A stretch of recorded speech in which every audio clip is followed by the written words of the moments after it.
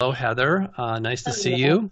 Nice to Uh, see you, Robert. I'm glad you survived the fire and so much else there in Malibu. And you've been very gracious to come on, and it just sort of last minute because I realized that we do need to have someone else on this show besides myself and the ghost of Steve McQueen behind me there. So Heather Carter is a bona fide mermaid, and I know that sounds crazy when I say it, but she actually does this as a if you go to her website at heathercarter.life, or is it life.com? Is it dot? It's dot life. Yeah, Dot life. dot life. Heathercarter.life. I think Bill has put the link up in on the YouTube chat. But it's a really great website, and you can get to know Heather a little better there. And of course, we're going to talk to her now. Yes, Heather, welcome to the program. Thank you so much for having me, Robert. It's a Hey, pleasure. hey, Yeah. it's my pleasure. People don't who don't live in Malibu, I think, have kind of a weird perception of it because they see it on television. They think it's just a playground for the rich and famous. But there's obviously a lot of regular people, I guess you call us, that live there or have lived there, like myself, for a number of years. So, why don't you tell people a little bit about your experience there?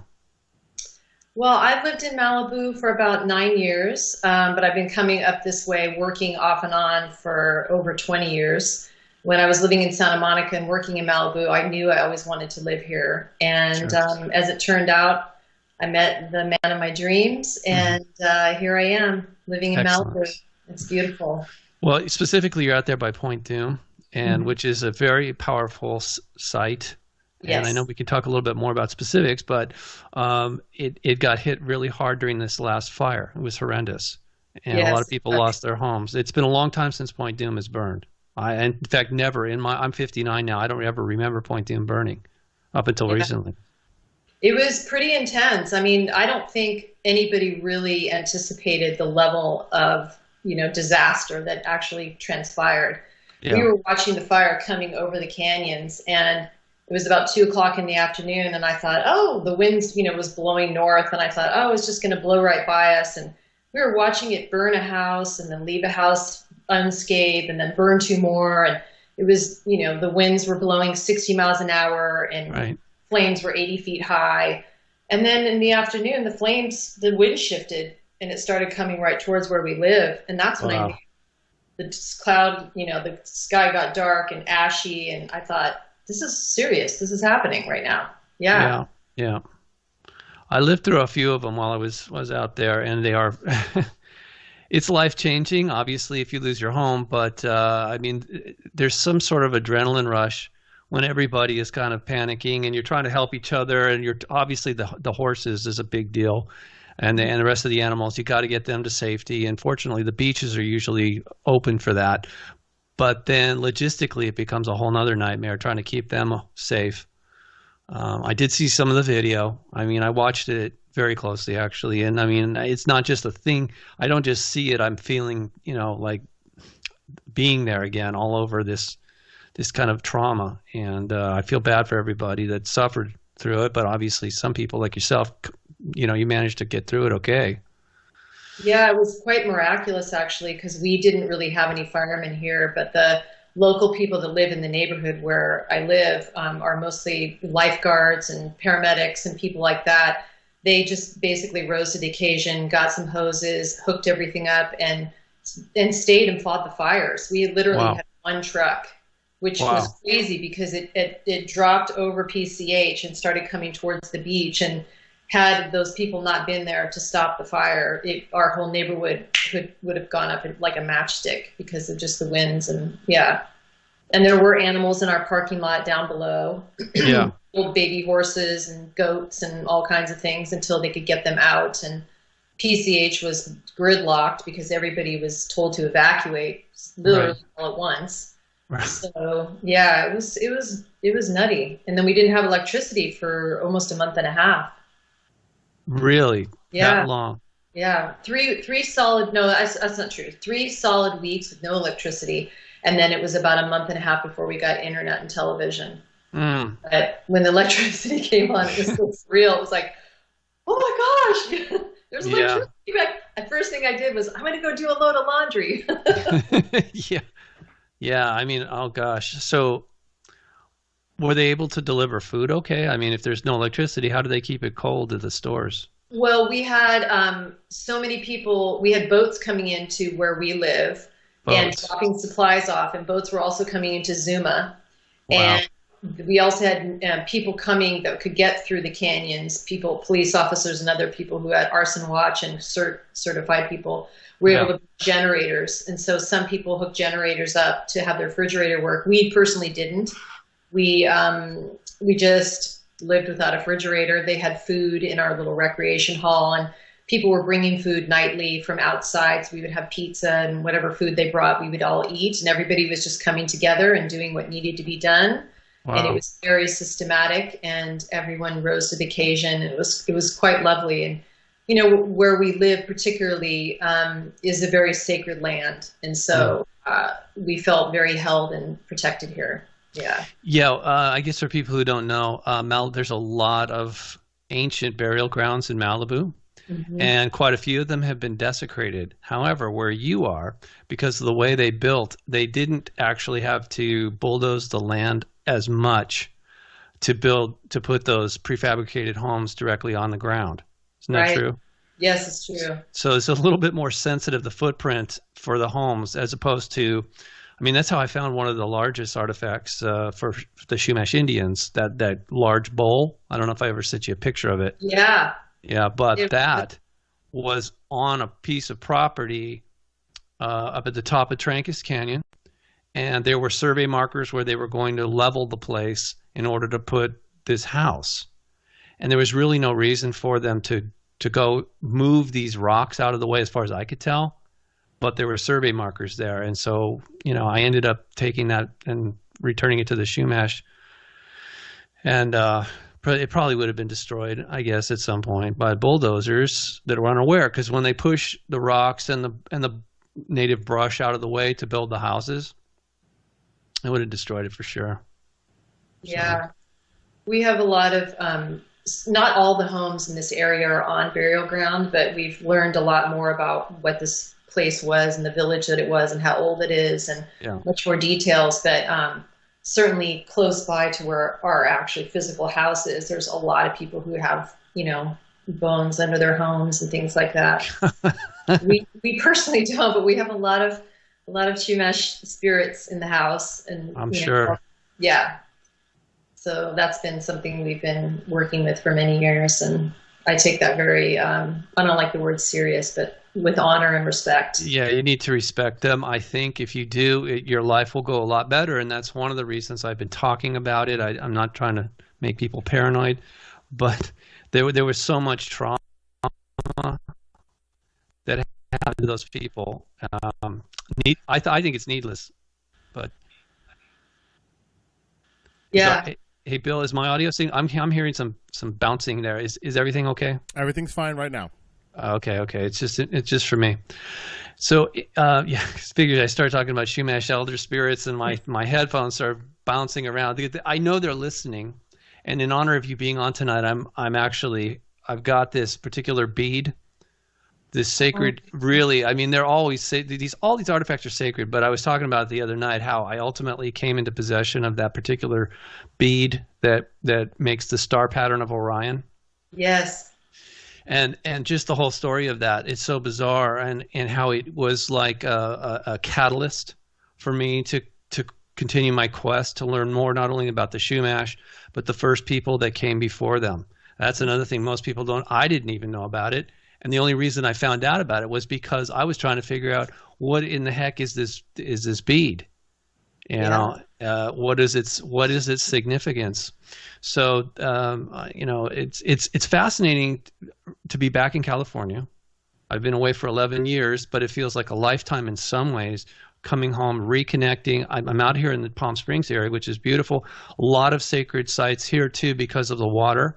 There was year-round water here, and people don't understand. They think it's a desert, but this is an oasis, and it's been known as a very sacred site for those people.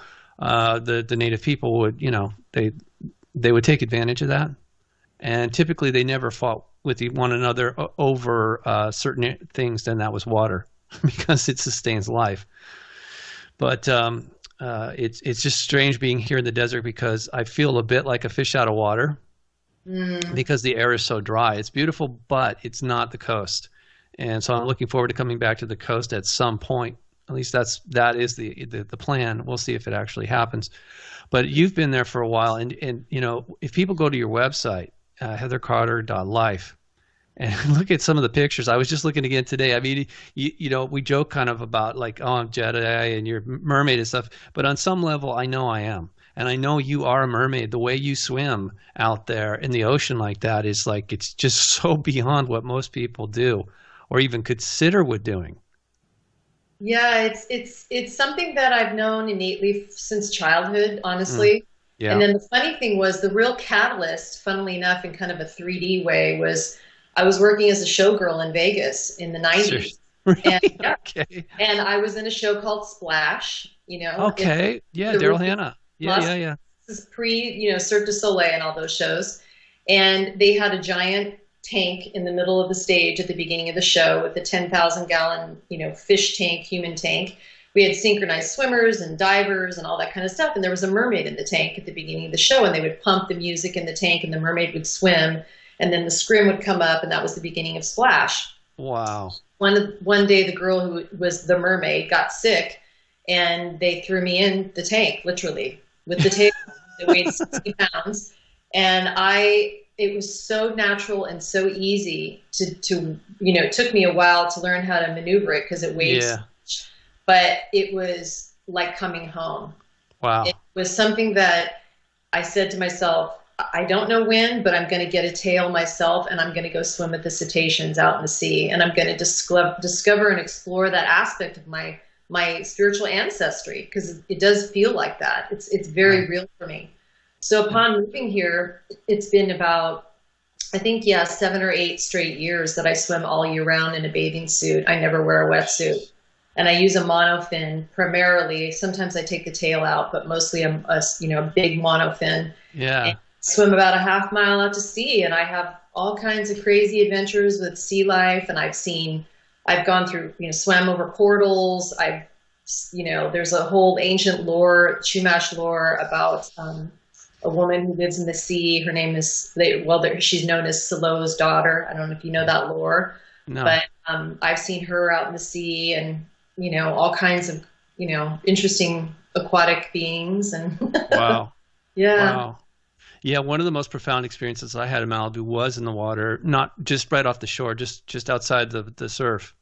And it was, and as a matter of fact, I was wearing this bead that day. I forgot I had it on, you know. I had it different. It was a slightly different configuration, but I actually took it out in the ocean, and I was on my surfboard, and I was sitting there, and I could just feel something in the air, and then I noticed that there was an osprey coming down the beach, so I whistled to it, and it started circling over my head, you know, and I was like, oh my God, and I'm looking, it was looking right at me, and so I'm like, hey, I'm whistling at it, right, and then it went down the beach. And then as I'm watching the bird leave, I see there's these, I think it was 2 dolphins, and they were coming up the beach. So I started whistling to the dolphins, and they started circling underneath my surfboard and looking directly at me. And I was just like, man. And then they left the opposite direction, and I was just blown away. I mean, it was, that was a very sacred moment for me. I guess it was some sort of initiation. It's really wild.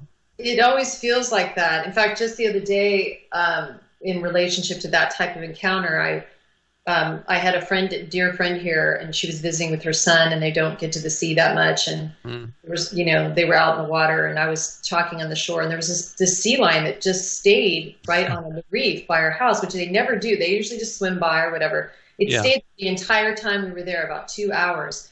And then it was still there when we left. And then I came back down about 2 hours later to go for my swim. And I swam out, and it swam with me the whole way. It just as close as I am to the computer. Wow, really? Head up and just looks around, and, you know, it's family. It's seakin, I call them. They're like dogs in the water. Honestly, they're so playful and funny. Yeah. Yeah, I've only seen one otter when I was out there surfing once, and they just look cool. They kind of have this sort of a grin and with the whiskers, you know. Yeah. They just have a goofy look. Like I don't know, they look playful. I don't know that I'd want to do that, but um, yeah, no. Have you? So you must have seen some sharks out there too, right? I've only seen a salmon shark, a baby salmon shark that That's was, it? it had just, been birthed and it made its way to shore, swam right to me. It was in duress. Oh God. Because it was way off course because they're not native to this area, but it looked like Uh-huh. it looked like a baby great white, but it was actually a salmon shark. Wow. And it swam towards me and I thought, oh, that's a dolphin. And I said, oh, that's a fish. And I went, that's not either. That's a shark. Like it swam up to me like it was asking for my help, literally. And I was right off ashore. And so I called to my husband and he came out and we could see it was kind of gasping for breath because it looked Yeah. like it had just been born, like seriously. So we picked it up and he kind of went like this with its tail and it went and it just blew out in air and then it swam away really, really fast. But Wow. the thing happened. I have pictures of it actually. He somehow got pictures underwater of it, but it was, but no other big sharks. But I've swam near a mama and a baby gray whale, and Ooh. I swam with plenty of dolphins for sure. Sure. Yeah, Yeah. and a manta ray and a stingray, and so there's lots of Wow. sea life. Wow. The sharks don't really come into where we live because it's a cove, Okay. so it's pretty shallow and there's lots of kelp and there's no reason for them to come in. They have plenty of food out further out. Right. Yeah, but I'm not afraid of them. No, I don't think you should be. I mean, I don't know what good it would do to actually be scared of them, but or any animal because they can pick up on that. Exactly. So, but okay, so it's a more inviting place. I just want to look at those pictures. It makes me want to go in the ocean because I haven't been out there in a long time. When I was in Hong Kong on the other side of the Pacific, the water is really polluted where I was, so I didn't even want to go in there. I did go for a brief dip in Bali, but even then the water wasn't very clean. I heard that nearby islands were better, but so how is the water quality out in Malibu right now? Well, for most of the winter, it was extremely bad. Oh yeah, because of the fire and then the rain. Yeah. Yeah, the fire and the rain and the runoff was just coming straight into the sea, and Yeah. it's still not 100%, but it's been about a month and a half now where it's been clean enough to get in, where I didn't feel like I was going to get sick or something like that. I'm Yeah. very astute and aware of the changes in the water and the temperature and the cleanliness, and I won't get in if I can tell that there's, been a lot of garbage and things like that. But it's coming back. Everything's coming back. The mountains are coming back. The flora and fauna are coming back. We've had a super bloom this spring is, unparalleled to anything anybody's ever. You're talking about in Malibu. Oh yeah. Wow. Oh, I wish I could have seen that. Yeah, they had it out here in the desert. It seems to be dwindling now, but Yeah. that's awesome. It was interesting watching the fire coming, it went over Malibu Canyon and it went over Canaan. Yeah. And it was, everything was charred, Robert. I know. If you were driving over Canaan, it looked like the moon. Yeah. Literally, there was the trees, that was just black and just charred everywhere. But there was this massive cleansing that was going on. I could feel it when the fires hit, and I could feel what was actually transpiring on a deeper level.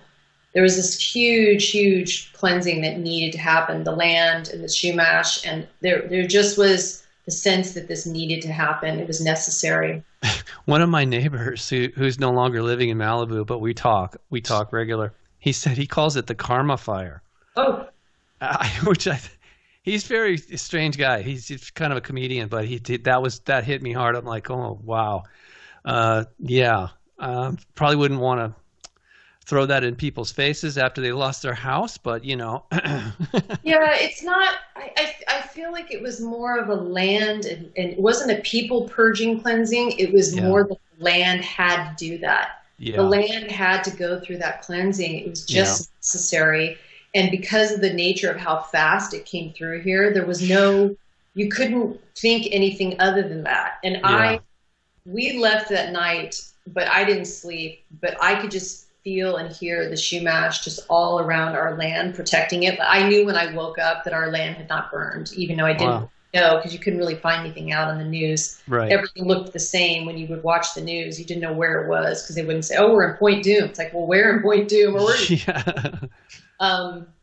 But and we have plenty of friends who've lost their home. It's just been a travesty. And then, the rebuilding process and the taking away of, and getting the permits. I mean, it's a whole. I know. I heard about it. One of the hosts on this show, on this station, Lynn Marzulli, L.A. Marzulli. He lived up Decker for many years with his family, and their house, I think it was burned or partially burned. And then, in any case, anyway, they moved. They sold their place. They've moved, and I don't blame them. But it feels strange because I know for a fact I'm going to end up back in Malibu on some level. I already feel like I am. Just talking to you, reconnecting with you. It started last night, actually, talking about Steve McQueen and some of the experiences I had with his son out there. And hopefully it'll be a peaceful homecoming for me. I mean, I want everybody to be healthy and happy. That's the only reason I talk about Malibu so much. Kind of warn people, but also, I do think there's an opportunity. There's a lot of potential there still. I think it's gone kind of in a weird direction, but I think people have the right to know, if nothing else, about the radiation, the karma with the Shumash, and the first people, whatever destroyed them.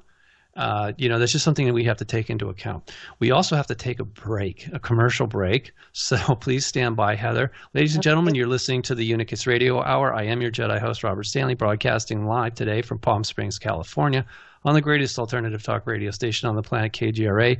Please stay with us through the break. We'll be right back after these messages. Welcome back to the Unicus Radio Hour. I'm your Jedi host, Robert Stanley, broadcasting live today from Palm Springs, California, on the greatest alternative talk radio station on the planet, KGRA. Thank you for listening. We have a special guest today from Malibu, my friend Heather Carter, believe it or not, is a mermaid in Malibu. I know it sounds crazy. I'm a Jedi. She's a mermaid. Why not? It all kinds of fits together, yeah. But she's also a musician and a very creative one at that. And we were just talking during the break here about the fact that she really hadn't been playing guitar very long before she wrote this particular song. I think you titled it Malibu, right? Mm-hmm. Yeah. So, I think we should take a listen to it. I feel it really captures the essence of what I think of as the true Malibu history. So could you roll that for us, Bill?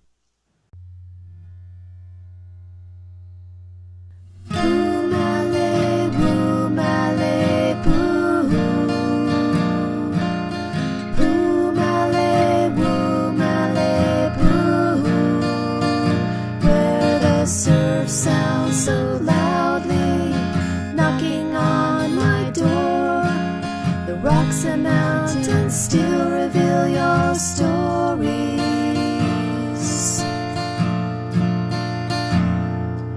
The Shumash were the first peoples. They walked across the Rainbow Bridge.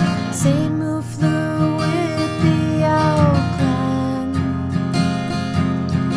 Tobet came from the stars, made the paintings on the walls of caves and rocks with steady seashell hands.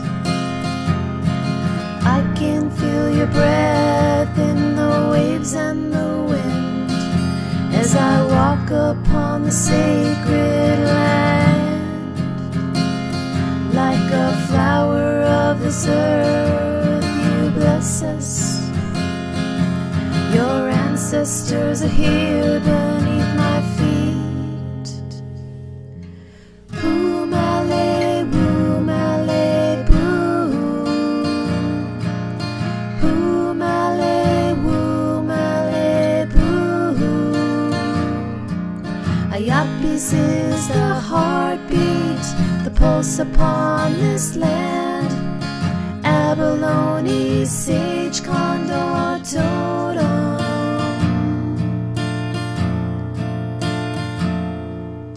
10,000 years ago you came from up and down these shores, built your ops and called this place your home.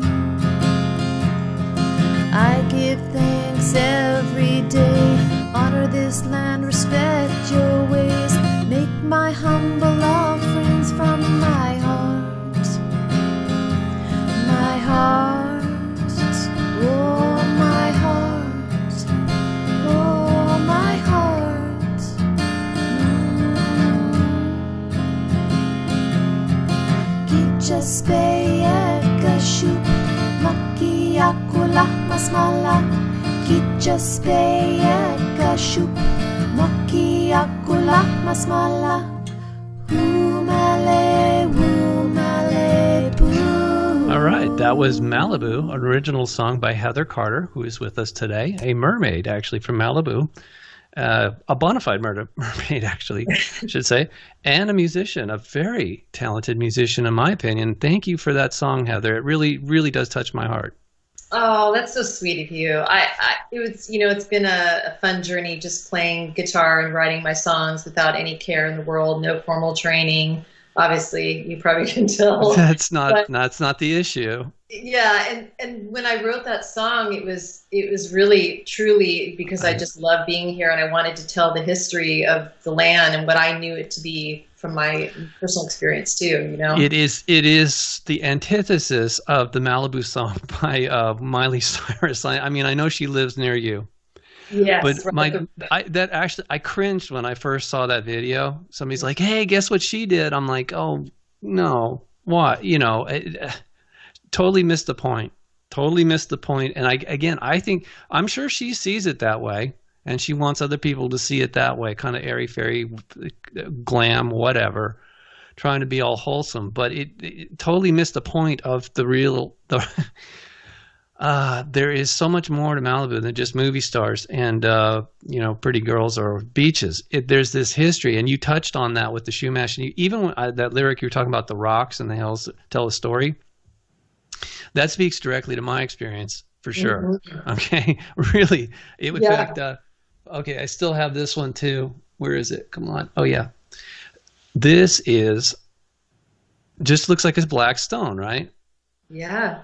Okay, but it has on it someone carved what looks like a fish hook, a Shumash fish hook onto the surface. It's engraved in there. And it turns out that's actually the constellation of Scorpio. It's a symbolic of, yes, and I didn't know that at the time, but I found this one day down at the beach at Broad Beach, right next to Steve McQueen's house, the same place where the bead came from. And so it was this stone with the constellation of Scorpio on it that led me to this bead that has the three belt stars of Orion on it.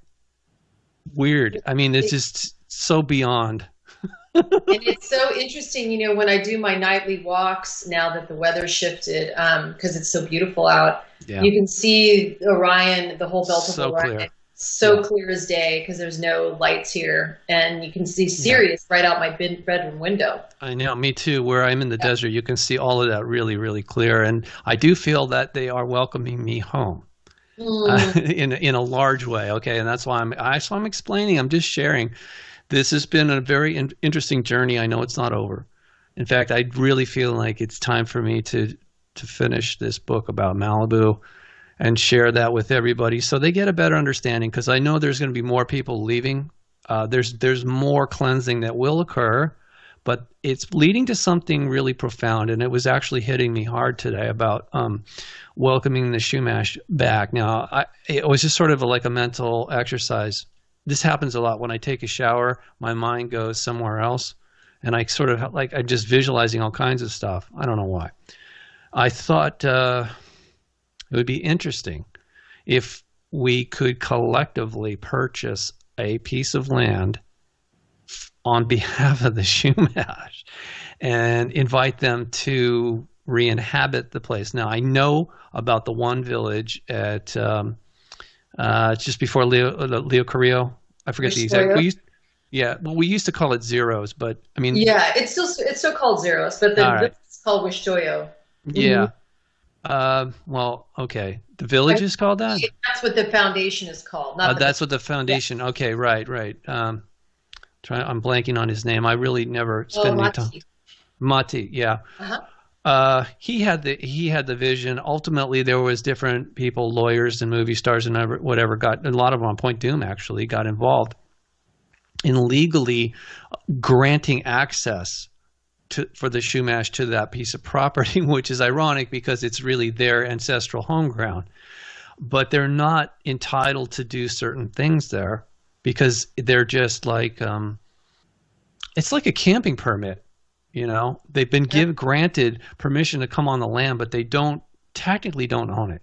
So I was just doing like a what if in my mind, like, oh, hey, if I was super rich, what would I do? Well, I'd probably buy some land and give it to the Shumash. Well, that'd probably make the news, probably piss some people off too. But then I was really starting to think about it in this day and age. What would be the harm of putting out the idea, at least, of seeing if we could do something like that?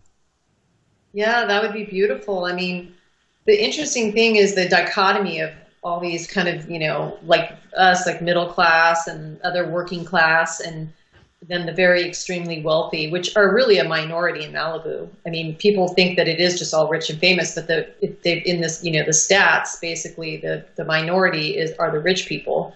Yeah. But some people have a great awareness of what's happening here on this land and up and down this coast, and other people have no clue. And it's something that when people are moving in the area where I live, I try to, if it comes up in conversation and if it feels appropriate with people, right. I like to let them know, hey, FYI, this is a 10,000-year-old village that you're standing on. This is what it's called. And, this is what's happening here. So if you find that things are flying off your shelf, like as in my house, or you have, the lights were flickering earlier while my song was playing. Oh, really? Okay. Yeah. It's like, you just say, okay, thank you. And I made tobacco offering this morning, and I burned cedar this morning because that was what they told me that they wanted. Sure. You just pay attention and you have that reciprocal relationship, and then things get really easy and beautiful. But it's just basically an honoring. But the people the Shumash don't even really live here anymore. There are no Shumash in Malibu. No, there's very few they Shumash. Can't afford to live here. It's yes, there's that. But also the bloodline has been diluted, or I should say, actually, what I was told is that, and I actually have that up there, an article that was given to me. It was written by one of the Shumash elders, the few that were left. I don't know if they're still around, but he said in this article it wasn't really about bloodline. That's kind of a European way of looking at things. And they do that for legal purposes to kind of delineate who gets what, But they say it's really, if I understand him correctly, that it was more a cultural thing, that you're either in the tribe or you're not. And it had nothing to do with your bloodline. It was all about your behavior. And you're right. So whether you contribute to the tribe or not. In fact, when I was there for the reawakening of that village, well, we call it Zeros, but it's right for other people. I would suggest you look on the map. It's right next to Leo Carrillo Beach. It's just south of there, and it is an ancient village. All those villages are ancient, but like I said, there's also this other thing going on there about the first people. God only knows how long the Lemurians were there, but they were there for sure, and they were wiped out in a flood. And eventually the Shumash came along. And it's a really interesting story about how they ultimately came to be. And I don't know how much of it is accurate, but because so much time has passed and so many of their historians were just brutally killed, but for whatever reason, they were just taken out of the picture. And also, I think the truest, most sacred history was never really divulged to the general population. Like in Hawaii, the priests in there, they didn't really communicate much with it wasn't like church. It wasn't like, come on in everybody on Sunday, let's have a luau. No, it was they practiced certain rituals. They kept certain information to themselves because they wanted it to be preserved as much as possible over time. So anyway, I do think there's a lot that we still have to learn about them.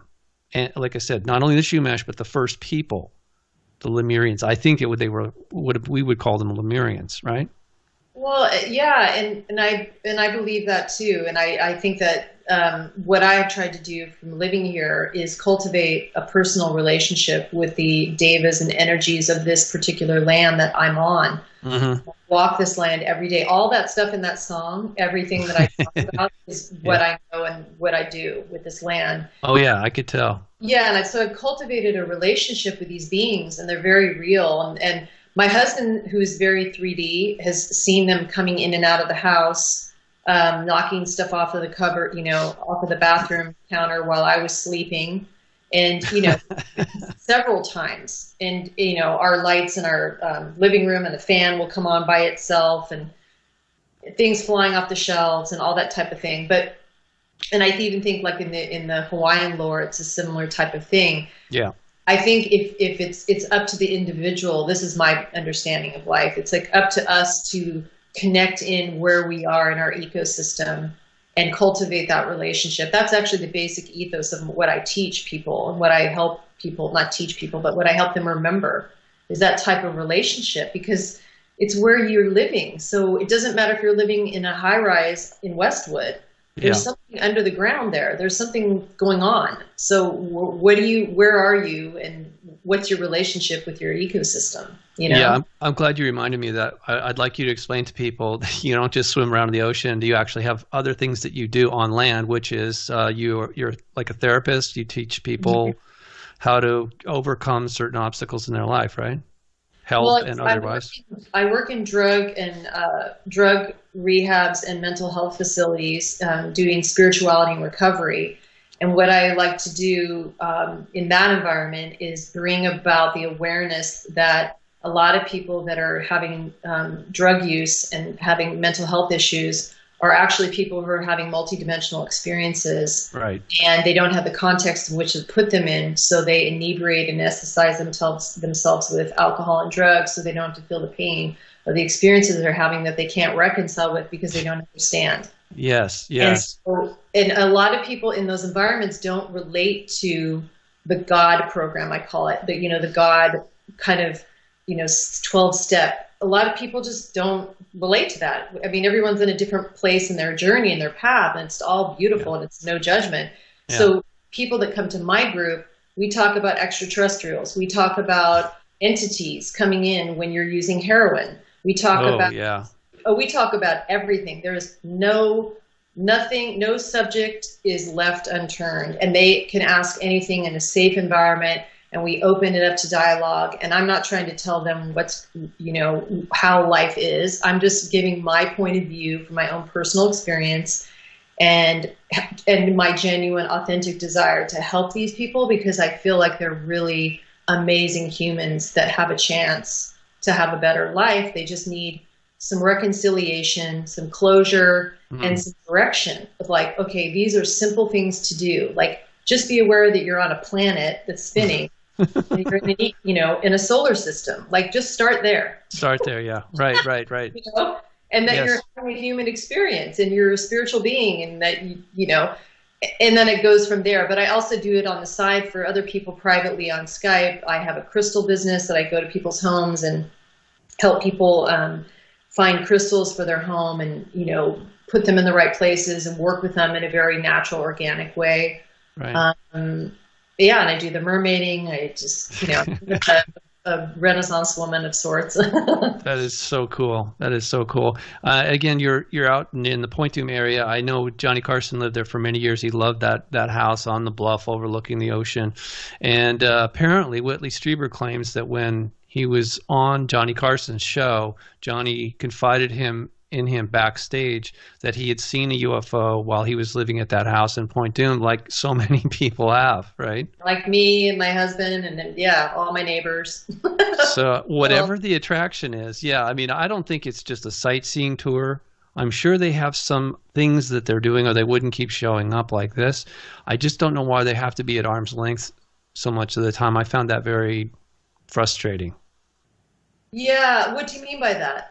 Well, they don't look, if you're going to show up that often, why don't you stop and say hello? That's always been my thing. It's like, what's with the big mystery? Mm-hmm. I mean, I don't think we're really that dangerous. We could have a conversation. Well, I certainly have had encounters where I've had conversations, and I definitely feel like for me, a lot of that type of maybe distance or blockage or whatever has to do with the energy up at Point Magoo. That's with true. The military base being there, because it's very distorted energy. And so you've got that, and then you've got this beautiful display of ocean and this sacred land, and then you've got this military base that is very powerful and very intense energetically. I mean, anybody who drives through there, your phone stops working. Like, it's Yeah. serious business up there. So, Yeah. but again, I've had friends, and I had a girlfriend that I know that I had an extraterrestrial experience, and she had the exact same experience happening simultaneously. And we woke up and called each other, and we recalled what had happened to each other. And this was right down at the restaurant below my house. Wow. Yeah. So, and it happens not as much now, but it's happened throughout the years for sure. Absolutely. Here. Absolutely. The military did try to put some sort of base together at Point Doom. In fact, I think they were the ones that cut the top of the bluff off that peninsula. They were going to put gun installations out there, but it just didn't work out for whatever reason. But they were there back in the 1940s when UFOs were passing over there. That specifically that so-called Battle of Los Angeles. Yes. The UFOs they were first sighted by the military out over Point Doom, and they came into the Long Beach area over Santa Monica. Foo Fighters, right? Whatever. No, I think. Or was it the Foo Fighters? Oh, no, I don't think so. They weren't sure who actually it was. The Foo Fighter was actually, the Flugelball was actually a real device that the Germans had put together. I don't think they would have ever tried to do something like that over Los Angeles, especially over military installations. They were checking out Point Doom to see what they were doing, and then maybe even Point Magoo, because I think that they first started Point Magoo in the 40s as well. And it went on to be this incredible installation, like you're saying, for launching rockets and tracking them. And I remember Major Donald Kehoe wrote about that site when he visited it. He said that the technicians told him that there were unknown objects that were flying in there at such a high rate of speed past the radar installations that was burning up the circuitry. And that was back in the 40s and 50s. So obviously things haven't really changed much. They're still around. And it's a really good point, because I've had a lot of close encounters right above Point Magoo, up in that Boney Ridge area. But I also saw them show up one day in the middle of the afternoon, just behind Point Doom, up on that mountain, I guess Latigo Canyon. Sure. They were right above. They were hovering right above it, just behind Point Doom, and everybody at Zuma could see what was going on. That was paying attention. I saw them. There was at least 3 of them. They were just kind of hovering around, and then 2 military jets scrambled from Point Magoo, and they just did the UFOs. Just like they twinkled and then they vanished, and the jets came through and then they left. And then the UFOs came right back into me. I don't know how they do that. I know, and I was laughing too. Like, oh yeah, you think you're not going to catch them? I mean, come seriously. on. I mean, we go ahead. Sorry, I was. But the upshot of the whole thing, the unintended consequences, was that when they did that, when they flew through the thousands of people that what is it? Tens of thousands of people on Zuma Beach that day on a hot, sunny summer day, totally crowded. I don't think many people were looking over there until the military came and did that thing, and everybody's like, holy crap, what's that military jet doing? And then what are those balls of light, Right. So it kind of worked out the opposite way. If they were trying to chase them away, it didn't work. And then plus they called everybody's attention to that spot in the sky. Well, and, one day my husband and I were driving back from Camarillo, and we were taking Las Posas Road, and, going towards PCH. And, you drive right by the base, basically, as you're driving. And we're coming back, and it's like 4 or 5 in the afternoon, kind of a blue sky, a few clouds in the sky. And all of a sudden, we look up, and there's 2 craft. And they're, like, chasing each other. Whoa. And I'm thinking, oh, my gosh, it's, like, right over the base, like, right there. And they're chasing each other, going like this all over. And we're watching, and we're just going. I mean, it was like 4:50, 4:30 in the afternoon. On a Tuesday, just broad daylight. And then all of a sudden, one just like literally vanished, and then the other one vanished. And then they came back in, and they were kind of zigzagging, almost like they were not fighting each other, but playing. But I thought, this is happening in broad daylight, like on their way home from shopping. Yeah. I mean, and like, well, it's not like you can call somebody and report that anymore. Officially, there's nobody dealing with this. I don't mean just like UFO sightings. I mean, like something like that. Oh, I would think that's like a national security issue when they're doing that over or any airport, let alone a military base as big as that. Yeah, it's pretty silly. I would just like to see all the secrecy end, and I don't mean from our side. Oh, totally. That's my frustration. I would like to see whoever, and I know it's more than one group.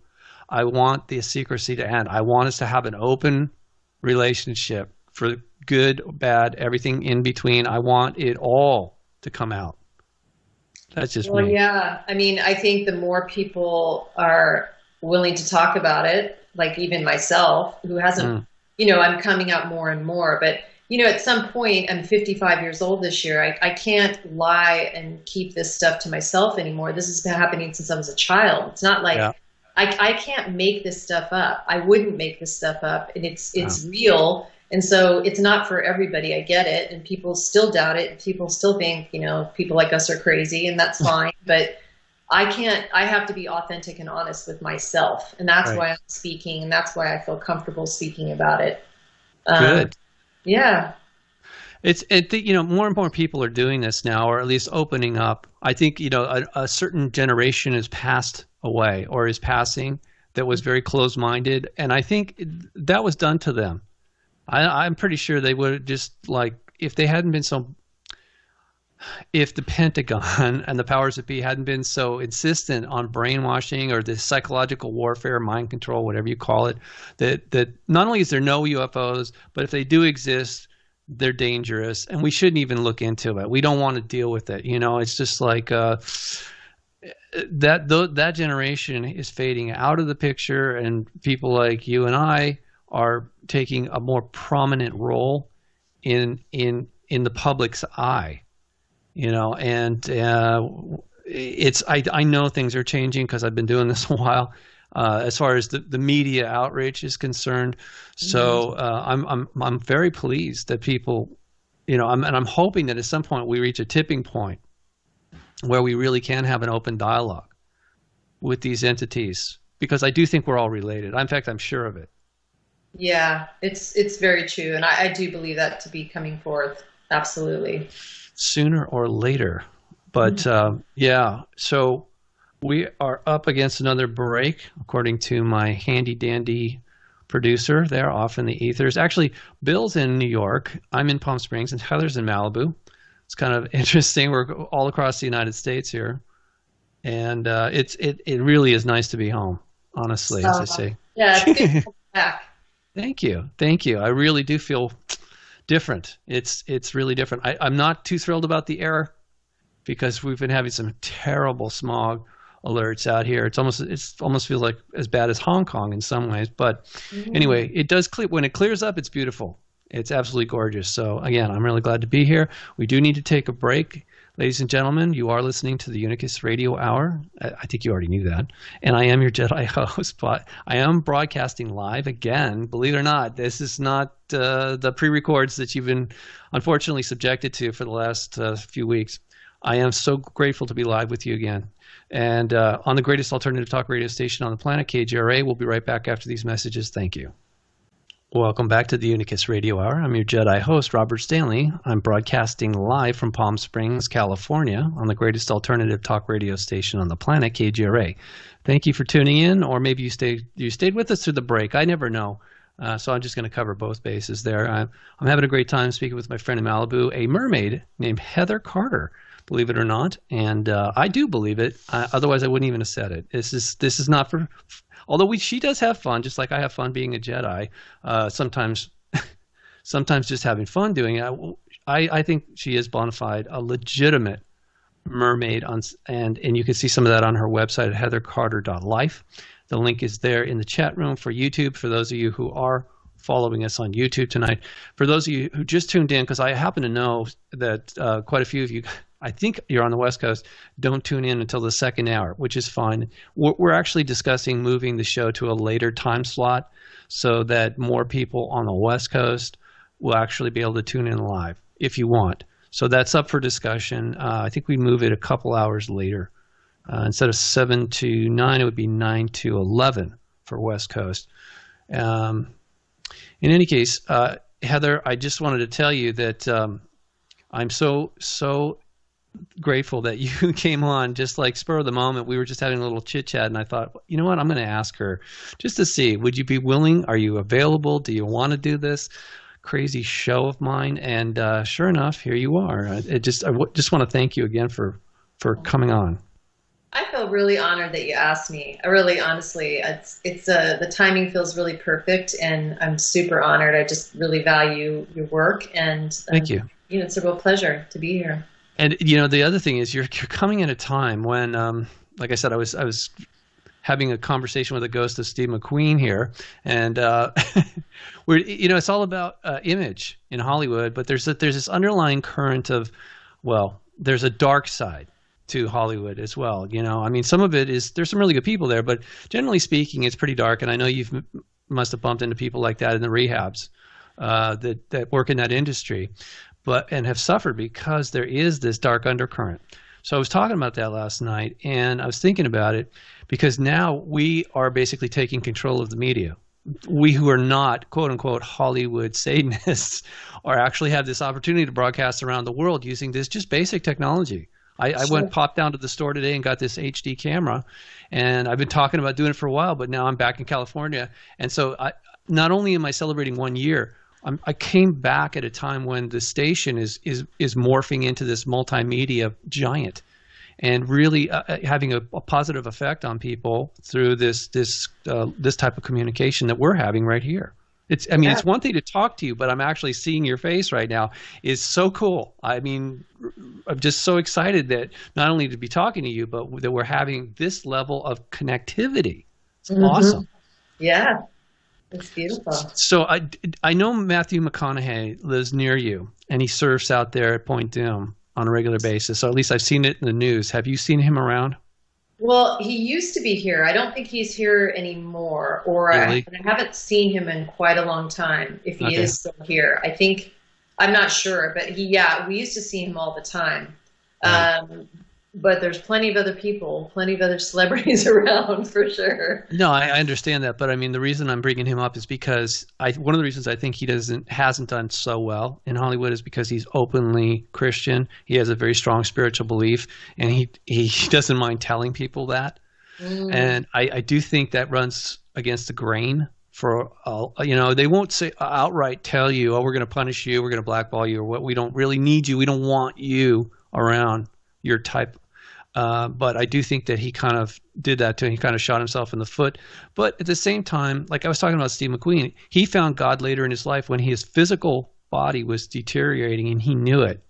He recognized all the success, the fame, the fortune, all the toys, all the motorcycles and houses and whatever, didn't really mean as much as finding some peace, coming to some understanding. Yeah. And I do think that was a very important illustration that not everybody in Hollywood has sold out completely, but it's like if you're not completely sold out, they make it really difficult to be so-called successful in that business. Yeah, and I think the person that I admire the most in this type of what you're presenting here is Shirley MacLaine. Because she has never wavered. She has always remained super woo-woo. I love her. I ran into her in the grocery store. It was a few years ago, and I'd met her a few times past, but not in that kind of just casual setting. Yeah. And at different conferences and things, I'd ran into her, and she was looking for paper plates. And she was like, "Do you know where paper plates are?" And I'm thinking, Shirley MacLaine's asking me where paper plates are in the grocery store. What's happening right now? That's Malibu. We're running up and down the aisle of pavilions trying to find her paper plates, all the meanwhile talking about extraterrestrials and Taos and, and I told her I was a mermaid. She was like, "Oh, that's great. That's great. Yeah. Hey. So I'm thinking, but I really admire her because she, with all the ridicule that she got when she came out on a limb, and she's still completely 100% her. She works all the time. She's never compromised her being. And I just really respect her for that. Yeah. I see your point. I mean, I think a lot of people dabble into spiritual stuff, because I've worked doing tarot card readings, and I used to make perfumes, and I used to do a lot of celebrities. Okay. And a lot of them were very in the closet and didn't want to be known that they were associating with this type of thing. And, or now that it's cool, everybody wants to do it too. So there's flip side, you know what I'm saying?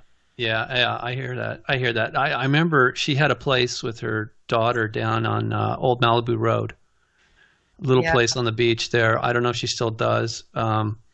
Very tiny. I actually did a delivery there one day and said hello to her daughter. But I also got to know the guy that she befriended down in Peru. She called him Chacho. Right. His name's Charles Silva, and he wrote a book called Date with the Gods. Don't know. Did you ever read that? No, I might have. It's a really strange book. I mean, it's so beyond what Shirley wrote. I mean, it's about his direct communication like we're having. He really had an intimate relationship with these, like I was telling you before, why can't we have that? Well, apparently he was told that these human extraterrestrials, that they felt safer down there in the mountains, inside the mountains of Peru, of the Andes, and then they would interface with certain people for certain reasons. So they were very selective about it, and for whatever reason and I forget because it's been years since I read the book, but if you've liked what Shirley wrote, you would love what Charles Silva wrote about his interaction with these human extraterrestrials down in Peru. It's amazing. Yeah, I'll check that out. I'll send you the link later. I think I have it in my library. I'm not sure where I found the copy as a PDF. Okay. Yeah, sure. That'd be amazing. Yeah. I do feel like the other night, a couple nights ago, there was a drone flying over the house at night. And I think they do that, like patrolling the neighborhood, trying to be a little bit more stealth about it instead of driving a truck around and shine. But it woke me up. I'm very sensitive to things flying over my head. I don't like it. Yeah. Because I've had bad experiences with these UFO, spaceship. I feel like it's an invasion of privacy. I mean, I really did feel like my mind was being like you have zero privacy. These are not just drones. These are very intelligent beings or artificial intelligence, whatever. They're scanning all your brain waves, and they just like it's it does feel kind of like a violation. And these days, I don't know, with a drone, as soon as I see something like that, I'm heading indoors or for some kind of shelter, because it's at the very least they're taking your picture, and God knows what kind of other devices are on board. To me, it doesn't seem like a very safe thing to try and, I'm not going to stand there with my camera taking pictures. Right. It's not as invasive as a black helicopter. I did experience that when I was living in the city, and I published that first book about UFOs over Washington, D.C. They literally came right to my house, and they were doing maneuvers over the house, and then they hovered over the driveway, and I came out of the driveway, and I'm looking at them, my mouth, like seriously, just looking at them, go, what the hell are you doing? It was so crazy. Anyway, I'm very interested in what you can tell me about the direction you think Malibu is going in. All I can give you is my own personal perspective. Yeah, sure. But I feel as if, when the cleansing was happening and I felt the Chumash around, I felt them singing and dancing all around our land, particularly. What they were describing to me, the energies of this land, is that the purging and the cleansing had to happen, and it wasn't, because really only a couple people died. I think 3 people died in this fire. Yeah, maybe. One person was an elderly gentleman who couldn't get out of his house in time because he was having physical issues. The other 2 people died in a car that caught on fire when they were trying to escape, but they were driving in a place where they were told not to drive. Yeah. Not that that makes it any better or worse, but I mean, considering the extent and the level of catastrophe that happened here, quite frankly, it's a miracle that more people didn't die. But that said, there's this beautiful kind of emergence that came from the rains and all this beautiful green and this plants that are growing that people haven't seen in years. And, a lot of people are going to be gone for a while because they literally will not be able to rebuild because they won't have the money to do that. Or be able to get permits. And even if you get the permit, it's like 2 years. Right. But also people's insurance money aren't going to be able to pay enough out for them to rebuild to what they would have had, from before, because their house wasn't worth as much as what it would cost to rebuild it now. Right. Because of that, a lot of people are gone right now and displaced. Wow. But the energy, it's starting to come back. There's a feeling, and people are clearing out their houses and starting to rebuild, and they're renting in the neighborhoods and things like that. But for me personally, I feel it's time for me to go, and my husband and I feel that it's time for us to go. Right. Not because of anything particular that's happened, but it's more of a personal reason. But the land is so sacred, and my only hope is that everybody that comes to this place has some type of somebody like me or somebody else to tell them, this is what's happening. And there's so much kind of inner turmoil with the tribes that are here, the Chumash peoples that are here, and this one believes this one and this one doesn't believe this one's not real, this one isn't real. Yeah, right. We've got that Hatfields and McCoy thing going on with them. Yeah. But I don't think it takes even a native person. You don't have to be native to have a deep reverence and appreciation, like I was saying earlier, for where you stand and where you reside and your ecosystem, and having a direct relationship with wherever you are.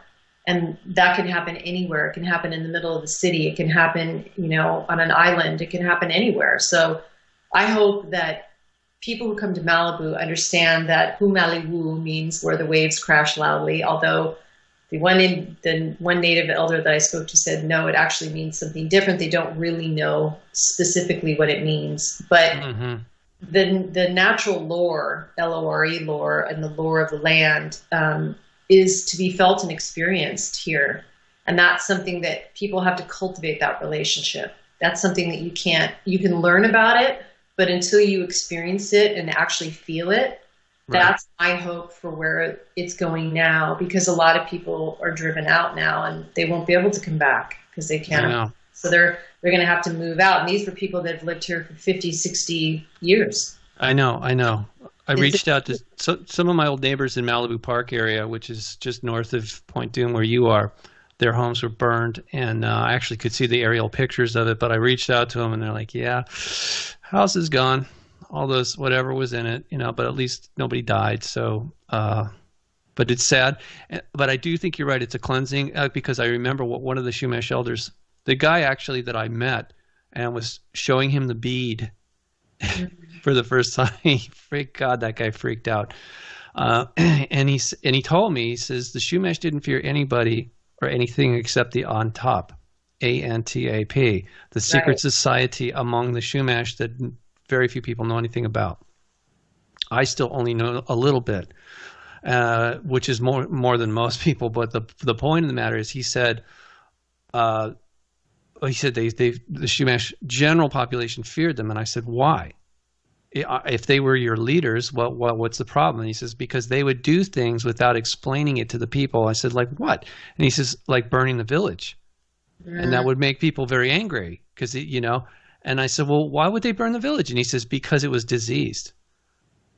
I was like, oh, okay. That's a cleansing. Yeah. Okay. See, but if you, it's like, it may not quite translate to the person that you just, their little beautiful little hut is just burnt down. And it's a very delicate kind of conversation, but I think it takes a level of a broader awareness to have this type of conversation and to have this type of understanding or understanding, because you have to think bigger than just the linear, oh my gosh, it's four walls and my things. There's more to life than that. Right. And I think when you have a broader awareness, people, most people that I know that have lost their homes don't feel like they're victims. Right. They just simply are in shock, and as sure I would be. Like, what do you do after that? I can't even imagine. I have the deepest level of compassion, but the beautiful thing that's emerging from that is they're just going, well, we're just going to start fresh. We're going to, wherever that is, if it's going to be here or somewhere else, this is an opportunity. Like, it's kind of like that phoenix rising from the ashes. So it takes a level of really deep trust and awareness to be able to hang with that type of news and reality, you know? Yeah, right. It's an opportunity, and it was a necessity, and I do think there's more coming, unfortunately. And I've talked to some people about this, and they weren't too happy with me when I said it. Look, I'm just telling you the way it's been presented to me is that there's still some cleansing that needs to happen. It's a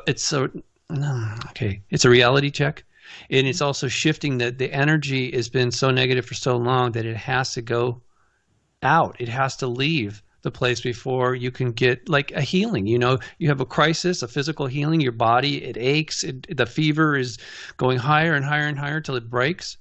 Right. And you might get the chills and the shivers and whatever in between. And so that's kind of what's going on there. I don't feel like the cleansing is completely completed yet for that land. And I'm still a little curious why I'm back here and what I'm going to do to contribute to that. Other than to just kind of help people connect, like you were talking about, help them find their orientation. Because honestly, most people in this culture are totally disoriented. Totally, 100%. Yeah, and it's so paramount in this day and age. If we're with all the technology and everything that we're being bombarded with in the Matrix, it's like if we don't have some semblance of like normalcy and nature and grounded organic something, you're going to get lost. You're going to go off. I mean, it's going to be tough. Yeah. And that's why people like us, we still see crap flying on the ground because we have the eyes to see. Yeah. You know what I mean? Like if you're looking up, you're going to see things. If you're just looking down at your phone, I know. About your life that way, you don't have that awareness of what's around you. And this is sacred, beautiful land. I mean, the whole world is sacred, beautiful land. Yeah, it is. It is. Yeah, I did find some old pottery shards and some crystals up in the mountains in one of the last wilderness areas right next to where I was living on that particular island. I wasn't in Hong Kong Island. I was right next door, and it had a lot of green space. And I did go hiking around there and found some really interesting stuff. There is a question here in the chat. Ronald wants to know from you, Heather, what form of communication do you have with the dolphins and sea life? Is it spiritual, or is there something else? I mean, to me, it sounds like it must be. It's 100% spiritual. I am under the full knowing. It's not a belief. It's an absolute knowing that there are lots of aquatic races in the sea that can be seen and some cannot be seen. I've actually seen an extraterrestrial aquatic race being that I swim with frequently. That are connected to the dolphins, that are connected to Lyra. But this is part of my lineage, which is part of my mermaid kind of lineage. But yeah, the dolphins and the sea life, I mean, I speak with them and sometimes I will ask them to come and they will show up. Wow. Literally. I mean, I have that type because I'm in the sea every day and I'm in the same area of the ocean. And so there's a lot of reoccurring animals and things that come by. Right. But it is my absolute knowing that these are sentient beings that are, the cetacean races are not just the dolphins and the whales on this planet. They're the Syrian beings. They're the beings from Lyra. They're star beings that, that we're incarnate in, that we have. To me, my understanding of myself is that I have aspects of myself in those places. Sure. Happening simultaneously. So I'm having a direct kind of omniversal relationship with all this going on in the ocean. 100% spiritual. It's so when I'm under the water, it's really hard to describe, and it's 54 degrees right now. Oh, skin feels like it's turning blue because it's so cold and it's numb. Yeah. I feel like in some ways, like I get like these gills that are starting to come through. Like I have had this feeling for many years that one day I will be able to breathe underwater. They're absolutely, before my time is up on this planet, that I will be able to breathe underwater, that it is so viscerally real, that my transformation that happens in the water. Wow. That's why I have such a deep connection to the mermaids, and that's why and the mermaid races, by the way. Yeah. Multiple. Yeah. Sure. see them physically, and then I feel them more frequently. But I talk to the kids about that when I do my mermaid parties. Oh. I talk to the children about this type of dialogue because they ask me where I live, and they ask me whale and what do I eat under the sea, and what does my house look like, and do I look like Little Mermaid, and they ask the hard questions, you know. Yeah. But I do bring this type of conversation in because I feel it's so beautiful and important for children to be able to have that knowing, because a lot of them already do. Right. So I have such a deep connection. I'm not afraid to talk about it. It's 100% real for me. It's not a fantasy. Did you ever have dreams growing up about breathing underwater? Oh, I've had plenty of dreams. A lot of those. Yeah, so did I. Lemurian dreams, mostly lifetimes in Lemuria, and being a kind of like dolphin beings, and then just, other extraterrestrial experiences and other off-world experiences that I've had in dream state, or just, other planetary experiences too throughout the years.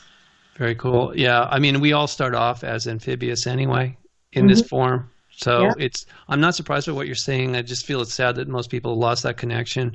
And I'm looking forward to ultimately. I was actually, when I landed in LA, I spent the night there at the beach. And then, went for a little walk with my wife, and I was looking at the water and I was smelling it and thinking, and looking over at Malibu and the distance there, the other side of the bay. Yeah, so it's just a lot of memories. I do want to put myself back into the water. I really miss that.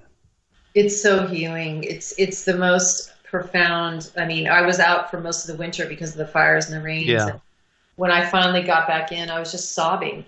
I mean, it's my home. It feels like home to me. Wow. Many days, even as cold as I am when I'm swimming, I think to myself, if I could just figure out a way to live here, like, I literally would just move into the sea. I mean, it's something that there's a lot of other women doing the mermaiding thing out there in the world, and I'm not knocking any of it, but my approach and my knowing of my ancestry is something that's very real for me, and I take it with a lot of pride and proud without the pride, maybe. And well, you should be proud of it. Why not? It's part of who you are. Yeah, it's something I've cultivated for many years too. It's a relationship, a deep relationship that I have with the ocean life. It's a great question, Ronald. Thank you for asking that, by the way. Yeah, I do miss that as well. I mean, because there is so much life in the ocean still. I think there was more when I was younger. In fact, I'm sure there was, but that's not the point. There's opportunities to connect. Like I was telling you before, that was extraordinary, that one particular event. But I have seen dolphins. I prefer to see the dolphins in the wild. It makes me sad to see them in captivity. Mm-hmm. I mean, I think when they come up to me, they're just like, help me. Get me out of here. Would you please let me go? That's what I'm thinking they're saying, even though they got the smile on their face. It's no. That's just permanent. Part of them is really just like, if they don't want another fish, they want to go home. It's cruel. I think to me, that's kind of not cool. I don't like it. Swimming around in circles all day long. In a pool. Yeah. It's not normal. I only did that once, and it was in Mexico. And I didn't like it. I couldn't wait to get out of there. I really wanted to get the heck out of there. And also the way that the staff, they seem really nice, but it's because they're getting paid big money to just hang out and take the tourists, whatever, pesos. And there's just this thing. It's like, I almost felt like I was in that little habitat too when I'm there, as opposed to being on the beach, just connecting with nature. And then, oh, here comes the dolphin or whatever. Sea lions or something, and you look at them and you feel the connection, and it's cool, and they move on and you move on and everybody's good. This all of this culture that we're in is so restrictive, that's the thing. I was tolerating it in Hong Kong because we were there for work, but I swear to God, everybody lives in this really, the less money you have, the less space they give you. I mean, to the point where they're just stacking people together like it looks like a prison cell. You got too many people living too close together. They start going crazy. Yeah. Anyway, we do have to take one more break. The show is flying by. I'm having so much fun here. I hope you are too, Heather. Hey. Okay, ladies and gentlemen, we are going to take a break, as I said. This is the Unicus Radio. I'm sorry, I'm trying to think, where am I? I feel like I'm all over the map. You're listening to the Unicus Radio Hour. As you know, I am your Jedi host, and we have a mermaid from Malibu here. So kind of her to drop in, Heather Carter. And we do need to take a break. And what? You're listening to you're listening to the greatest alternative talk radio station on the planet, KGRA. We'll be right back after these messages. Welcome back to the Unicus Radio Hour. I'm your Jedi host, Robert Stanley, broadcasting live from Palm Springs, California, on the greatest alternative talk radio station on the planet, KGRA. Thank you for sticking with us through the break. Again, I'm going to give you the phone number. This is your last chance. You can't call in when the show's over, all right? Write this down, please. Area code 202-559-7557. Once again, area code 202-559-7557. If you have any questions for our beautiful guest, Heather, who's a mermaid from Malibu, you're welcome to call in. Or if you would have any comments about what we've been discussing, please feel free to do so. Somebody in the chat room at YouTube wanted to see this particular bead that I'm wearing. And producer Bill, I think, is being kind enough to put the link there. You can actually so you can see not only that artifact, but some of the other things that I've found over the years in Malibu that are from the Shumash, and also the first people, who I think we could call the Lemurians. And that was the other thing that was really surprising to me when I brought this particular bead to a Shumash elder, and I said, I'd like you to explain this to me. He threatened to have me arrested. So that was kind of a weird introduction, even though I had an introduction. See, when I found this big bowl, all right, I gave it to a Shumash elder. Later, many years later, I called this guy up and I said, look, there's one other artifact that I have. I didn't tell him what it was. I said, but I really need some insight, and he says, well, I live way up here, in the reservation in Santa Barbara. He says, I have someone else that's closer to you. You can go talk to him. Just tell him I sent you. Well, that's what I did. And I show up at this guy's house. And he threatens he's like, that stealing artifacts is against the law and I could have you arrested. Wow. So it's like, what are you saying? That was the last thing I expected to hear coming out of his mouth, but okay, I totally get it. And I calmed him down and explained that I didn't steal anything. It was gifted to me by a young boy. And I told him how he found it. And I also told him about how I found that bowl and returned it to his people. And, so we started to build this rapport, but it started off on a really rocky ground. But when I showed him when I took the bead, I actually had it in a different pouch, a medicine bag at the time. And I took it out, I put it on the table. He freaked out. He looked like he was in a total shock. Mm. And now I'm getting worried, like what happened? And he says, look at the hair on my arms is standing up. And I says, what's going on? He goes, I don't understand why you have this, why do you have this? It just, and I'm like, what is it? That's why I'm here. I know it's important, but what is it? And he says, well, do you know about the on top? And I said, no. And he says, and then he started to tell me some stuff about them. And now I'm getting freaked out. Now my hair is standing up on my arms. I'm like, oh my God, I've never even heard of these guys. What is going on here? So he also told me, though, when I showed him pictures of those big megalithic statues and stone statues in the mountains just above where he lived, I said, what do you know about this? And he goes, we didn't make that. He says, that was from the first people. Mm. He says they were destroyed in a flood. And he says, do you know about the first people? And I said, not really, not really. Okay. And he said, well, you need to learn it. You're going to need to learn, that they were here first, and supposedly they went up to the first world, that we're in the middle world, and that there are beings in the lower world, like I think what Europeans call the underworld.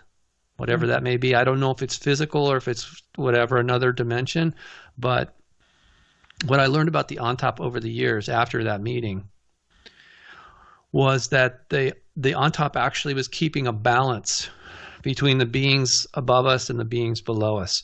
They were kind of holding a balance, so things didn't go completely out of control for us. Yeah. For us. But when the Spaniards came in by land, when they first came in by the ocean, Cabrillo, he kind of messed with them a little bit, but it didn't devastate them as much as when whoever, I forget his name, but when he came in, when he brought the troops, basically, they came in by the land. They brought the priests and the troops, the conquistadors. They showed up and they were there to stay. They started building the mission system, and they challenged the authority of the on top, and they murdered some of them in cold blood. That's what this elder told me. And then after the Spanish killed some of the on top, the way they recorded in their history is that the native people they revolted. Okay, like they attacked the Spaniards. Well, what do you expect? You know, I don't think they were revolting. They were trying to defend themselves because you just killed some of their leaders. I mean, I think anybody would be pissed off. Yeah. You know? You come into their land, start taking their land, and then you kill their holy men or leaders or what? Of course they're going to revolt. But at some point, what was left of the Chumash, what was left of the on top, told the Chumash people, you've got to stop fighting these people because they're not really human. They're savages. They're going to kill all of you. This is an excuse. They just need an excuse they're going to kill everybody. So you have a choice. You can go into hiding, or you can go and live with them. And a lot of the Chumash did, and a lot of them died in the process because of disease and whatever. I mean, that was just the way it went, and cruelty. Because at that point, after they killed some of the on top and drove them into hiding, they said that it was illegal to practice that religion, to communicate with the on top. They were now considered terrorists, pedophile, whatever, the worst thing you can imagine. They literally made them like criminals, and anybody who was, that helped them was considered a criminal. So their life was over, according to the Spanish rule, and under punishable up until death. Wow. So yeah, you can imagine why things didn't go well after that for the Spaniards and everybody who came after. That was just. We still don't know who the on top were or are, because I know that there's some of them that are still existent. They do not advertise. There's been a couple people come forward trying to claim they were on top. I don't think they were or are, because that's not the kind of group of people that would ever advertise, considering how badly they were treated by so-called mainstream religion, specifically Catholic. Because I think the Catholics the church wants to dominate the world. They don't want competition. Yeah. So, how did I get off on that topic? The bead. The bead, yes, that was. And it took me a long time to understand that those on top were actually the priests of Orion. Not so that not only did it have the 3 belt stars of Orion, but their name on top actually literally means House of Orion. Yeah. So they connect back to that. And it's just, I do think they had some authority there that we can't even understand. It's still secret, because there's conflict going on between these various groups, like a civil war, like Star Wars, for real. Yeah. Not the movies, the real Star Wars that's been happening, and it's still happening. Yeah, the Orion Awards were a real thing. That's why I think people watch Star Wars and it triggers something, because they know. Yeah, that's absolutely. Like the craft that I saw last night was very Death Star-esque. Yeah. And it's weird because I actually saw, it was in the news that somebody's claiming that the Navy has that type of a craft. Hang on. Anyway, the point is they have this unofficially. They've got these lighter than air craft, and it's not a balloon. It's something that negates gravity, so it can perform all kinds of weird maneuvers. But yeah, you can usually tell not only by the the configuration of the craft, but also the energy that's coming off of it, if you're Exactly. sensitive at all. Yeah. So, Yeah. but they are definitely around, and I'm pretty sure that's kind of answering the question or the situation I brought up before. I was telling you about they're kind of at arm's length, and it's not just our military. It's the opposing military of the of opposing forces of these extraterrestrial groups that are still, fighting over whatever it is. I don't know why they don't want us to know it, though. That's kind of more of my frustration. Is like, why all the secrecy? If you guys are fighting, why don't you just tell us? I think those are the ones that are working through the military, that the kind of their overlords, so to speak, that are working through them, that dictate how they manage and navigate everything. And then, we get the repercussions of all of that as humans. But again, if you have any level of sensitivity, can discern the good from the bad. And if you see the military chasing them out, they're probably the good guys that are trying to, for whatever reason, trying to intervene on some level. And they're just trying to get them out of the picture. I know that was one of the conclusions I came to after 8 years of studying the covert history of UFOs in Washington, D.C. I wasn't happy about it, okay? But it also explained why not only is the government keeping quiet about what's going on, but the extraterrestrials themselves, whoever's really running the show here, the dominant force, I believe is the dark side, and they have to remain in the shadows, because if they told us why they were here and what they're doing, most of us would just say, screw you guys. Yeah. Really, who do you think you are? We're not your property. At least I don't remember anybody. As far as I know, that's the gist of what I've been getting, and it's taken me a long time to come to any conclusion about this. And the thing is, I'm very open-minded about new information could come along, and if it changes my perspective, fine. I'm not married to whatever I think today. I can change tomorrow. It doesn't bother me whatsoever. In fact, I welcome it. I really do, because I don't like this limited information flow, and also the way they tease us with, oh, look at this video. Yeah. What? That doesn't tell me anything. I don't want to see a video. I want to see the person that's piloting the craft. Yeah. Can we talk to them like we're doing now? What's wrong with that? Yeah. I'm sure they have the technology.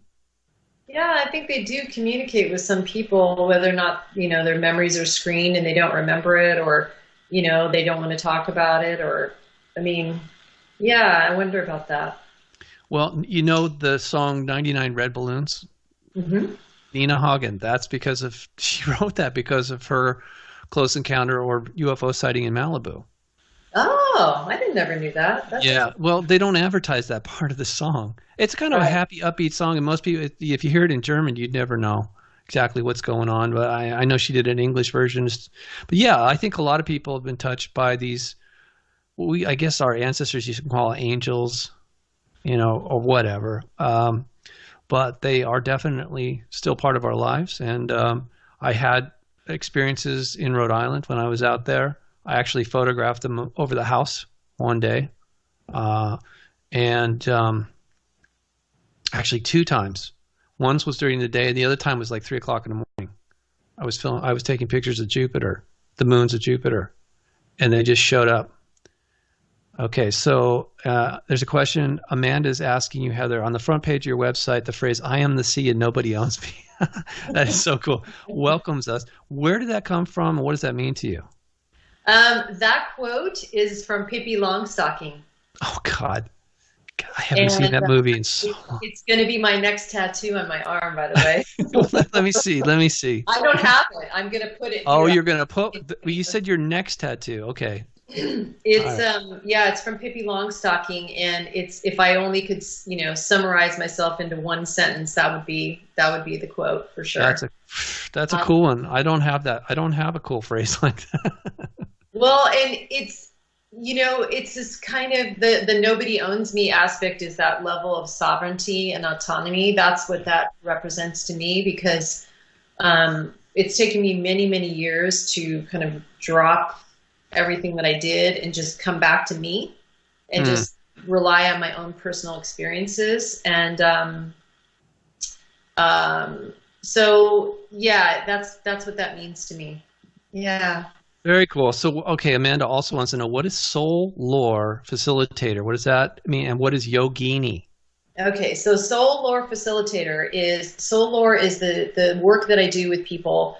It's like counseling or mentoring or life coaching would be probably a way that people would understand it, where I sit in communion with the person and they share with me what's going on with their life, and I offer them, my perspective and simple suggestions based on things that I do in my everyday life, connecting with nature and different aspects of life and from working with, drug and rehab patients for many years now, and other patients and other just different types of people.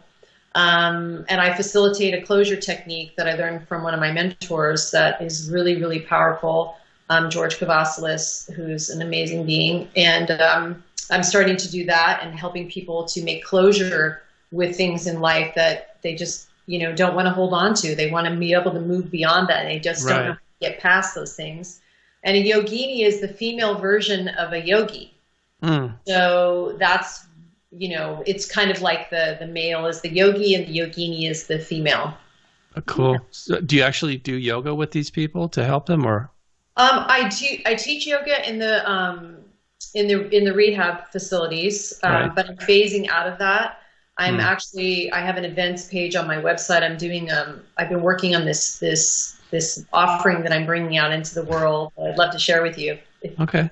Okay, but I've been working with the sword, an actual physical wooden sword, working out in nature with the sword and the stone, and kind of taking it beyond the fantasy aspect of King Arthur and that whole mystical aspect and bringing it into the reality of what the sword represents, is kind of cutting away the debris and bringing out your light force. Speaking of Jedi, it's like you bring out your own light and you work the sword through the light and you connect it with the stone, which represents the earth, and the sword represents the light and the sun.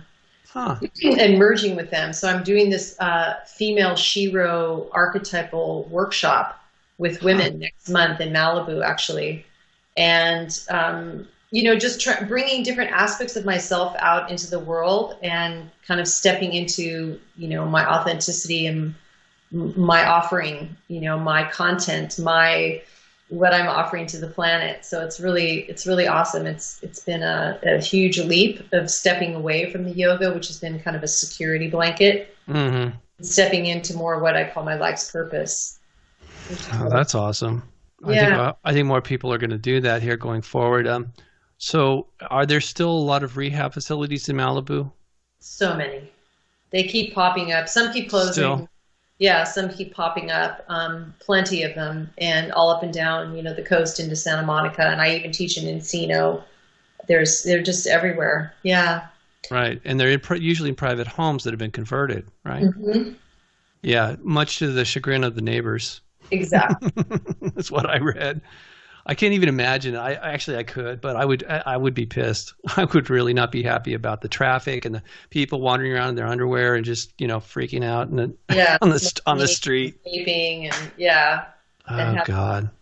But some people are getting there's some really great people who are working in those facilities. Yeah. And there's a lot of them, quite frankly, that don't have the people's best interest at heart. It's more of a money-making type of thing. Huge money maker. But fortunately, where I work is a very authentic, genuine place, which I feel really, really grateful about that. And, it's the kind of thing where I think, you just hope that you can reach somebody. That's my goal. Yeah, of course. Just reach. But I have a lot of people that come up to me that just say, wow, it's so refreshing that you're talking about this kind of stuff. It's so exciting because we just way out there. We talk about all kinds of stuff. Yeah. Yeah. Which is considered crazy or used to be, but in fact, it is more real than the garbage that they're trying to make us tell us is real. That's what's so convoluted about this matrix that has been fabricated here. It's based on a bunch of lies. So yes, I know a lot of people are thirsty, hungry for truth, anything that's real or authentic. these days, even if it sounds strange. So Ronald is asking, let's put it to you directly, because I've obviously been there, done this. He wants to know, have you had paranormal experiences you could not explain and may still be questioning today? My whole entire life. Yeah. Yeah. Well, we're running out of time, so think summaries here. Yeah, no, specifically,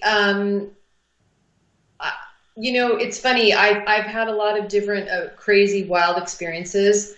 Somehow I seem to always be able to reconcile them and explain them. I don't always get the full picture, but I've had malevolent abductions and I've had benevolent experiences. And I've had, I've had beautiful encounters with beings that look really, really ugly, but are actually really beautiful. Like yes. I had an amazing encounter out in the ocean that was just profound with the Lady of the Sea, who is not what you think she looks like. You would think she would be this beautiful, majestic, but the way she showed up for me was like half fish, half human, and she smelled like the fish market. I mean, wow. But she was the most powerful, amazing being, and I have a visceral, serious relationship with her. But I've had experiences where I've been like, wow, why did that happen? Like, abductions were torture and things like that. And then I wake up and this is much earlier on, not as much now, but I had to really reconcile those experiences. It took me so long to kind of understand, why would I create something like that? Uh-huh. And what is the bigger message here? And so it's something that even, like I was explaining to you last night, I had this, craft show up in my dream state that was very malevolent. And I was trying to wonder today, like, what was this craft? It looked like the Death Star kind of, and it had these machines, and these machines would be able to come out of it and kind of destroy things on the earth. And, but there's a bigger metaphor. I sit when these experiences happen, Ronald, and I actually contemplate them. I go deep into my own being and I say, okay, what is this about? Because if I don't reconcile them and don't make some kind of peace for me, then I suffer, and I've suffered enough. I'm tired of, I don't want to have those kinds of experiences anymore. Very rarely do I have bad abductions. I had one probably last year that was pretty bad, but I don't remember it, but I just remember being taken out the window and I went, oh shit. And then I was, not that again. But I get the cosmic jet lag and I wake up and I go, okay, now what? Go for a swim. Yeah. That'll settle everything just so. Yeah, it's nice that you can kind of wash that away. I think it's very cleansing, healing to be in the water. It's neutralizing too. It really pulls you back neutral, It's this really great neutralizer. Yeah, it does. I mean, water will do that, but I think ocean water, more specifically the salt crystals and all the other minerals that are in it, it's like, in fact, I say that it's closer to our human blood than anything else, at least when it's clean. It's kind of hard to find, but yeah, clean ocean water, very similar to human blood. I do remember there was one event in Malibu that occurred to a friend of my sister, and she lived just behind us up on the hill in Malibu Park. And apparently she had been abducted in Colombia, Bogota. She was there with her dad, and she was in the back of the Jeep or whatever he was driving, and she said this thing just showed up. It just rose up, and it was behind them, following them. And she said she started laughing hysterically, and the next thing, she just it was somehow she was back in the house. Didn't no idea of how they got to the house or what happened. Zero. And years later, she was in Malibu, and she had a very lucid dream where she knew where she was. She was in the house in Malibu, and she woke up. She woke up in her dream. She woke up, and she could see the UFO over the house, and she freaked because she thought they were there to abduct her again. And when she woke up out of that level of whatever you call it, dream awareness, all of the experience that she had when she was abducted. It was like it was always there, but it was just kind of like behind this little screen, and that screen was gone. Yep. And she told my sister about it one day. I don't know why, and because my sister doesn't care anything about this stuff, and then naturally my sister told me years later. So I reached out to this lady, and she was no longer living in Malibu, but she just said, yeah, they were very friendly, and she said at one point she even asked them, why don't you guys land and just talk to us, much like I was telling you. And she said because they told her that they would be shot at by people who are fearful. Mm. They would try to harm them, capture or kill them, which I totally get, especially back then. Probably still. The military would try and do something for sure, if not crazy local people with guns or whatever, for whatever reason. So, yeah, we still got a ways to go with that. Anyway, we're up at the end of the show. Is there heathercarter.life is your website. Is there any other information you'd want to tell us about yourself in the last couple minutes here?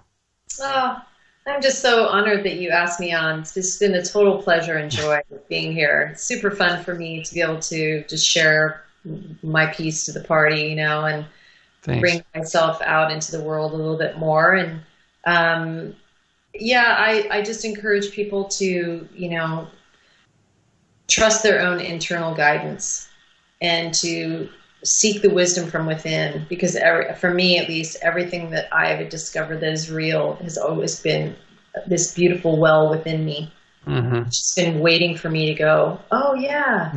And it takes cultivation, it takes practice sometimes to let all the other stuff go and to just be yourself. But I work deeply with soul, and I work deeply with my physical body, and I have a great connection with all of life, but I have this total grander awareness of my infinite nature that, and it's this beautiful marriage of kind of cosmic and earthly balance that it makes life really, really fascinating. You can be having lunch with people and talking about the news and Donald Trump, and then the next minute, you're having a conversation like this. This is beautiful paradox. Yeah. So, if you have the courage, I do that particular word comes up a lot lately because I do think it's a component of our nature that some people are overlooking. They can tend to confuse it with aggression. Yeah. And there's far too much aggression and far too little courage, because people that are courageous do not see themselves as victims. They know they're survivors, they're strong, and they're willing to help others do the same thing. There's the difference. Yeah, and if somebody's really real, like you were talking about, and authentic, then there's nothing to worry about, because True. You're just being real. So if you're just being real, then there is nothing to fear. You're just being yourself. Right. Yeah. So that's what I encourage people, is just bring, more of us out into the world, and and enjoy, and take your feet off and go put your feet in the sand in the ocean, and, enjoy the earth. She's a beautiful place. Put your fins on and go swimming. Exactly. Put your fin on. Get your fin on. And I hope you can visit soon. Come up. Yeah, I'll let you know. I'll let you know what happens now that we've opened the door like this. Oh my goodness. Yeah. Heather Carter from Malibu, the Mermaid of Malibu. Man, what a pleasure. What a privilege. Such an honor, Robert. Thank you so much. Thanks to Bill. Yes, as always. So, ladies and gentlemen, that concludes another episode of the Unicus Radio Hour. I enjoyed this so much. I hope you did too. I always feel like I'm having more fun than anybody else on this. Well, I feel a little bit of guilt here. But in any case, until the next time that we meet, may the Force be with you.